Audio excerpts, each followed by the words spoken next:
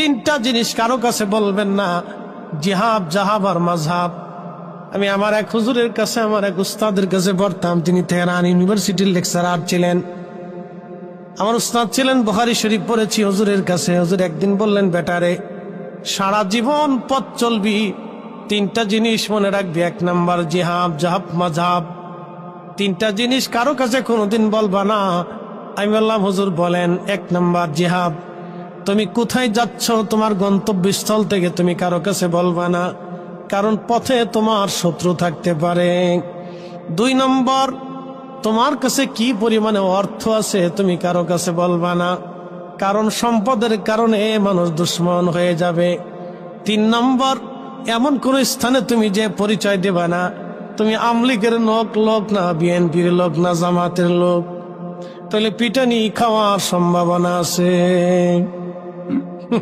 কথা ক্লিয়ার? এমন স্থানে তুমি যাবা, পরিচয় দিবা না।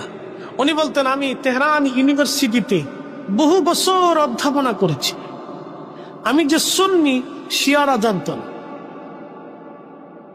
বহু বছর আমি তেহরান ইউনিভার্সিটিতে পড়েছি, কিন্তু আমি যে সুন্নি তাদেরকে কখনো বুঝতে দেইনি। যদি তারা জানতো যে আমি সুন্নি তা আমার অসুবিধা ছিল, কারণ ওরা শিয়া।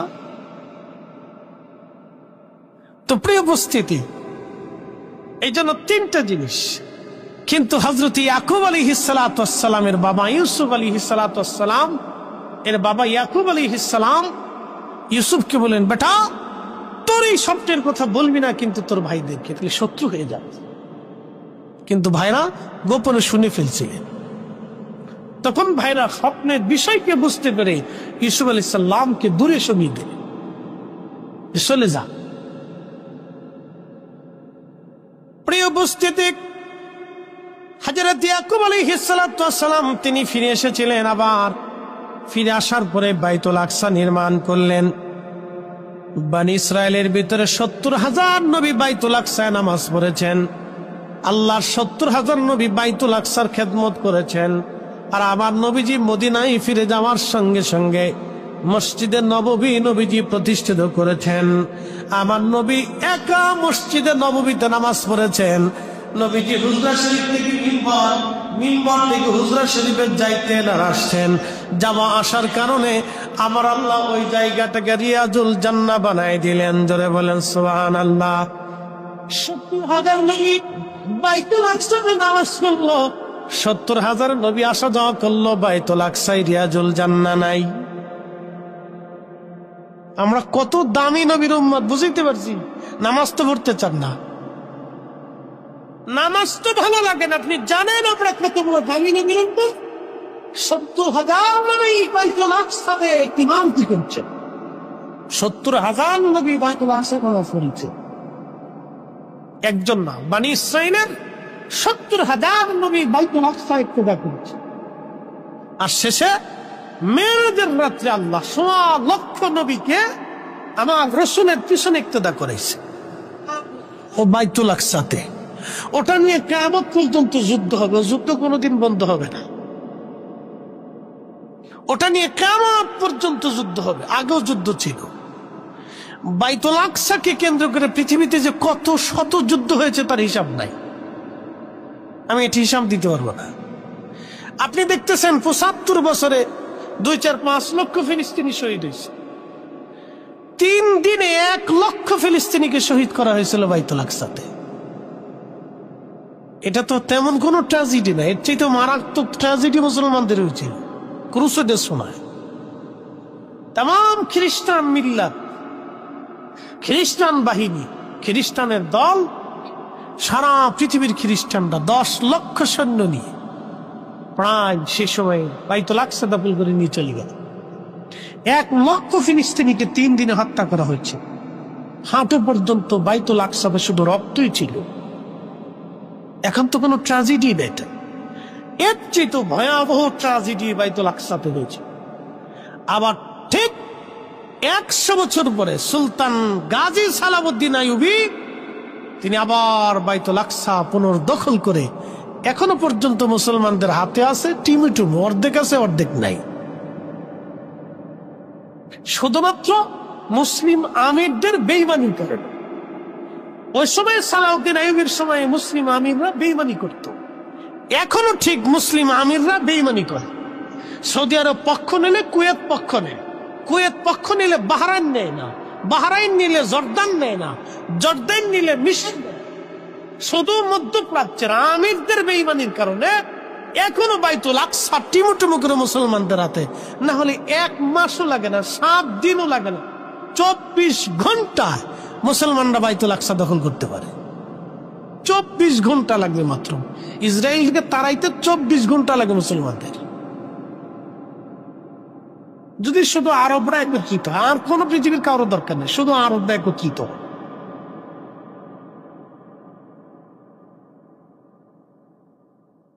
প্রিয় উপস্থিতি, সালাত নামাজ, নামাজের কথা বলতে যা বহু দূরে চলে গেলাম। আমার নবীজি নামাজ নামাজ আপনি বুঝতেই পারতেছেন। হুজরা শরীফ থেকে মিম্বার শরীফ, মিম্বার শরীফ থেকে হুজরা শরীফ পর্যন্ত নবী এত পরিমাণে আসা যাওয়া করেছেন, সালাতের জন্য এতটাই উদগ্রীব ছিলেন।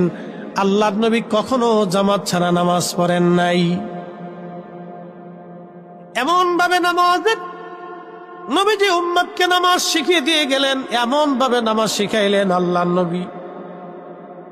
মদিনাতে তাহাজ্জুদের আযান হতো, মক্কাতে তাহাজ্জুদের আযান হতো, এখনো হয়। পৃথিবীর 2টা জায়গাতে তাহাজ্জুদের আযান হবে, মক্কা মদিনাতে। একজন ব্যক্তির বাড়ির পাশে নদী, নালা অথবা পুকুরে যদি 5 বার গোসল করে, বলো তার শরীরে কি কোনো ময়লা থাকার কথা? সাহাবীরা বলেন, না ইয়া রাসূলুল্লাহ। আল্লাহর নবী বলেন, আমার উম্মত যদি 5 ওয়াক্ত নামাজ জামাতের সাথে ঠিক মতো আদায় করে, আমার উম্মতের শরীরে কোনো গুনাহ থাকবে না। সালাত, এই জন্য পোশাকবিহীন মানুষের বডি যেমন, সালাতবিহীন মুসলমান এরকম।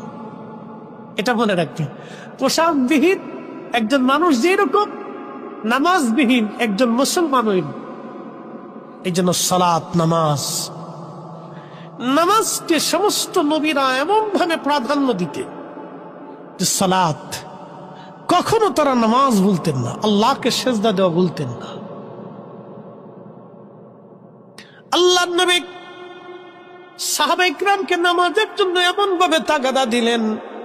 ইয়া রাব্বি, নবীজির অন্ধ সাহাবী ছিলেন একজন, আল্লাহর নবীর একজন অন্ধ সাহাবী ছিলেন। তিনি একবারে মসজিদ থেকে নিজের বাড়ি পর্যন্ত রশি টেনে নিয়েছিলেন। তিনি নিজের বাড়ি থেকে মসজিদে নামাজের জন্য রশি ধরে ধরে চলে আসতেন। তারপরেও কখনো তিনি মসজিদ থেকে নামাজ ছাড়তেন না, নামাজ ভুলতেন না। এইভাবে আল্লাহর নবীর সাহাবীদেরকে নবী নামাজ শিখিয়ে দিয়ে গেলেন, উম্মতকে এমন ভাবে সালাত শিক্ষা দিয়ে গেলেন, এমন ভাবে নামাজ প্রতিষ্ঠিত করে দিয়ে গেলেন। আল্লাহ কোরআনে বললেন, আল্লাযীনা ইউমিনুনা বিল গায়ব ওয়া ইউকিমুনাস সালাত। প্রথমত গায়বের উপর ঈমান আনবে, তারপরে নামাজ প্রতিষ্ঠিত করবে। সালাত, নিজের জীবনে নামাজ প্রতিষ্ঠিত করো, নিজের পরিবারের মধ্যে নামাজ প্রতিষ্ঠিত করো, নিজের মধ্যে নামাজ প্রতিষ্ঠিত করো, নিজের পরিবারের মধ্যে নামাজ প্রতিষ্ঠিত করো। নামাজ প্রতিষ্ঠিত করা, নিজের মধ্যে করান, নিজের সন্তান, স্ত্রী, পরিবার, পরিজনদের মধ্যে নামাজ প্রতিষ্ঠিত করান। সালাত, কোনো বিকল্প নাই। যদি নিজেকে মুসলিম পরিচয় দেন, তো সালাতকে আপনার জীবনে প্রতিষ্ঠিত দায়ম করতে হবে। প্রতিনিয়ত সালাতের মাধ্যমে দুনিয়াবি উপকার পাবেন, আত্মার উপকার পাবেন, আখিরাতের নাজাত পাবেন। নবীজি বললেন, কিয়ামতের ময়দানে तमाम বেহেশতবাসী আল্লাহর সামনে দাঁড়াবে। কোটি কোটি উম্মত হাশরের ময়দানে আল্লাহর সামনে দাঁড়িয়ে যাবে। আল্লাহর সামনে যখন দাঁড়াবে আমার রব, তখনই মুসলমানদেরকে ডাক দিয়ে বলবেন, তোমার নামাজের হিসাব আগে দাও। সবার আগে নামাজের হিসাব। আল্লাহ অন্য কোন হিসাব আপনার কাছে চাবে না, পানির হিসাব চাবে না, খাবারের হিসাব চাবে না, অর্থের হিসাব চাবে না। আমার আল্লাহ আগে বলবে, বান্দা নামাজের হিসাব দাও। আমি 5 বার হাইয়া আলাস সালাহ বলে তোমাকে ডেকেছিলাম, হাইয়া আলাল ফালাহ বলে ডেকেছিলাম। আমি 5 বার তোমাকে ডেকেছিলাম, বান্দা নামাজের হিসাব আজকে দাও। কিয়ামতের ময়দানে সর্বপ্রথম আমার আল্লাহ পৃথিবীর কোন জীবনের হিসাব আপনার আগে বলবে না। আপনার জীবনের নানান আনুষঙ্গিকতা আছে, আপনার জীবনের কোন বিষয় আল্লাহ চাবেন আগে আল্লাহ বলবেন সালাতের হিসাব আজকে বুঝাও। আল্লাহ নবী বললেন, আমার উম্মত যদি নামাজের হিসাব বুঝাই দিয়ে দেয়, বাকি হিসাবগুলি আমার আল্লাহ মাফ করে দেবে। আর যদি সালাতের হিসাব বুঝাইতে না পারে, আমার উম্মতের জন্য বাকিগুলি ভয়াবহ হয়ে যাবে। সালাত, নামাজ, নামাজ, যেখানেই থাকেন সেখানেই নামাজ, রাস্তায় থাকেন নামাজ, ট্রেনে থাকেন নামাজ, বিমানে থাকেন নামাজ, গাড়িতে থাকেন নামাজ, ঘরে থাকেন নামাজ, কাজে থাকেন নামাজ, পাহাড়ে থাকেন নামাজ, সাগরেও থাকলে নামাজ। আপনি সাগরের মধ্যে পড়ে গেছেন, দিক নির্ণয় করতে পারতেছেন না, আপনি সাঁতরাইতেছেন, ওই সময় আপনাকে নামাজ আদায় করে নিতে হবে সারায়। কি ভাবতেছেন এ সময় নামাজ না? সাগরে পড়ে গেছেন, একেবারে আপনার সাহায্যের কোনো আশা নেই, চারিপাশে হাজার হাজার মাইল ব্যাপী শুধু পানি আর পানি, শুধু আপনি একা। ওই সময় আপনাকে ইশারাতে আল্লাহ সিজদা আদায় করে নিত। ওই অবস্থায় দিক খুঁজে পান না, যেদিকে মন চায় আপনি সেদিকেই ফিরে ইশারায় নামাজ, সাগরের ভিতরে নামাজ করে নিত হবে। সালাত, নামাজের কোনো মাপ নাই। আল্লাহর কৃতজ্ঞতা, সিজদা আল্লাহকে দিতেই হবে। কেন দিবেন না? আলাম তারা আন্নাল্লাহা ইয়াসজুদু লাহু মান ফিস সামাওয়াতি ওয়া মান ফিল আরদ। আসমান ও জমিনের এমন কোন সৃষ্টি নাই যে আল্লাহকে সিজদা না দেয়। একসাথে বলবেন সুবহানাল্লাহ। কাকে সিজদা দেয়? আল্লাহকে সিজদা দেয়। এই জন্য সিজদা আল্লাহ খুব পছন্দের ইবাদত। সিজদা অনেক বড় ইবাদত। আপনার স্ত্রী খুব মহব্বত করে, আপনার জীবনের এক জীবন সঙ্গী, আপনার জীবনের অর্ধেক পার্ট। আপনি তার পোশাক, সে আপনার পোশাক। আপনি তার দুঃখের সাথী, সে আপনার দুঃখের, সুখের সাথী, সুখের।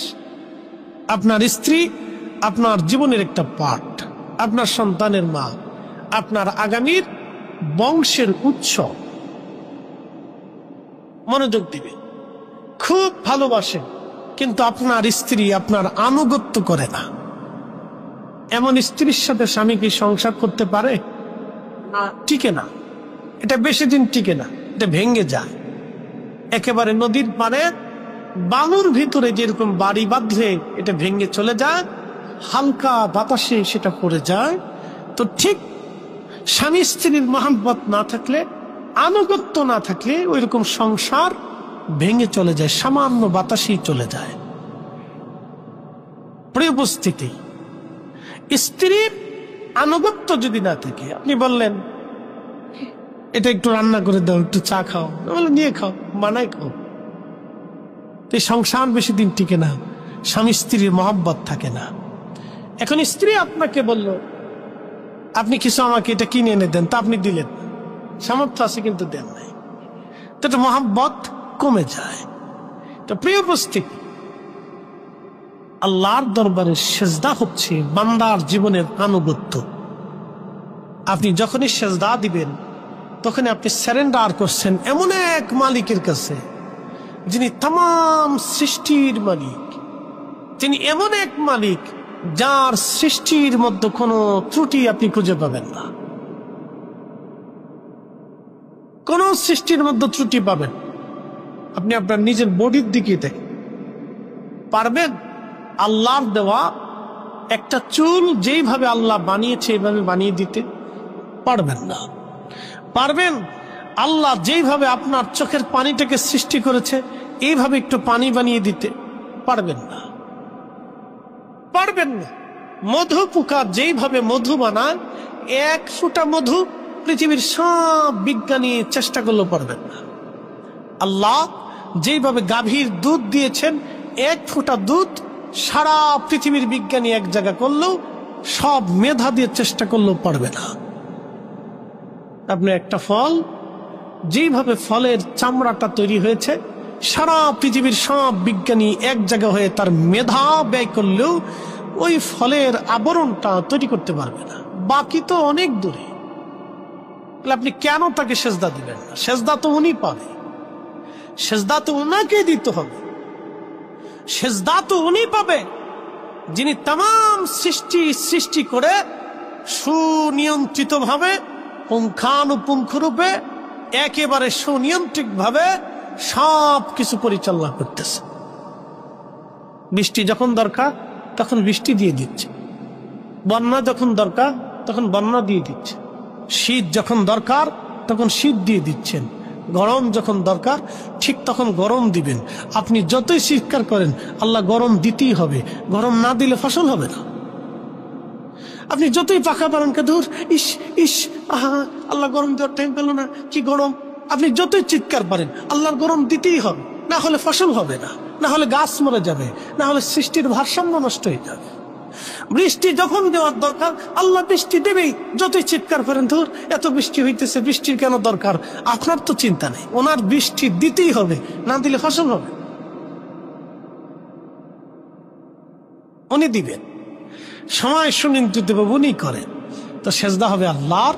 এই জন্য হুকুম সালাত, নামাজের যত্নবান হন। প্রিয় ভাই আমার, মানুষের জীবন সময় খুব অল্প, সালাতে যত্নবান হন, নামাজে যত্নবান হন। নিজের জীবনের নামাজ সালাত কিয়ামতের ময়দানে সবার আগে হিসাব টান দিবে। কেউ যদি 5 ওয়াক্ত নামাজ ঠিক মতো আদায় করে, তার শরীরে কোনো গুনাহ থাকে না। নবীজি বললেন, সাহাবীরা, আমার উম্মতেরা কিয়ামতের ময়দানে আমি আমার উম্মতদেরকে দেখে দেখে টেনে টেনে নিয়ে হাউজে কাউসারের পানি পান করাইয়া আমি আমার উম্মতকে সাথে নিয়ে সবার আগে জান্নাতে চলে যাব। আমার উম্মত সবার আগে বেহেশতে যাবে। একসাথে বলেন আল্লাহু আকবার। আমার উম্মত সবার আগে বেহেশতে যাবে, আমার উম্মতের পরে সব নবীর উম্মতরা জান্নাতে যাবে, আমার উম্মতের আগে কোন নবীর উম্মত বেহেশতে যাবে না। সাহাবে কাম বলেন, ইয়া রাসূলুল্লাহ, কোটি কোটি মানব জাতির ভিড়ে আপনার উম্মত কি করে চিনবেন? নবীজি বললেন, আমার উম্মত 5 ওয়াক্ত নামাজ পড়বে। কয় ওয়াক্ত? নামাজের আগে কি করবে? ওযু করবে।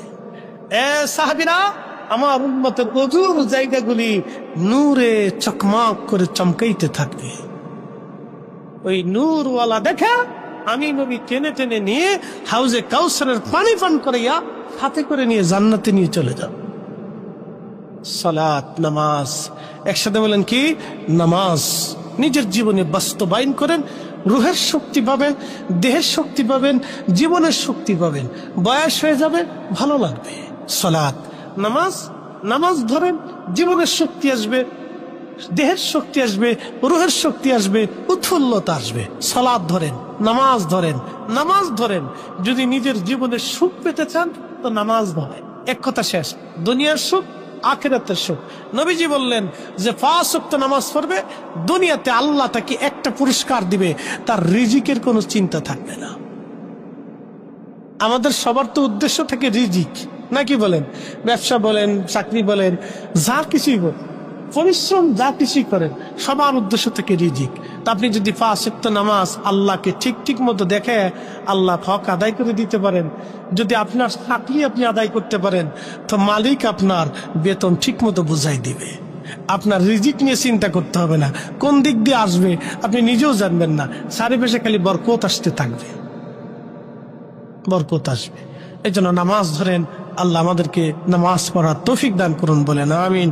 কাতার সোজা করি, সুন্নত নামাজ আদায় করি ইনশাআল্লাহ।